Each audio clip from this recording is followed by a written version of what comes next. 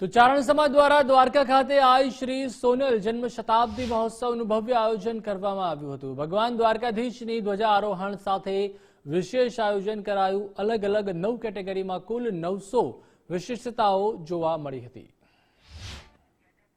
સાનિધ્યમાં અને દેવભૂમિ દ્વારકા જિલ્લાના સમસ્ત ચારણો, કચ્છના સમસ્ત ચારણો અને સોનલમાને દ્વારકાધીશને માનતા સમસ્ત ભક્તગણો આજે દેવભૂમિ દ્વારકા જિલ્લામાં ખૂબ ધૂમધામથી દ્વારકાધીશને ધજા ચડાવી અને ભવ્યમાં ભવ્ય શોભાયાત્રા અને લાખો લોકોનું આમાં શોભાયાત્રામાં જોડાણ થયું છે। આજે દ્વારકા નગરી એક ઐતિહાસિક પ્રસંગનો સાક્ષી બનવા જઈ રહ્યું છે।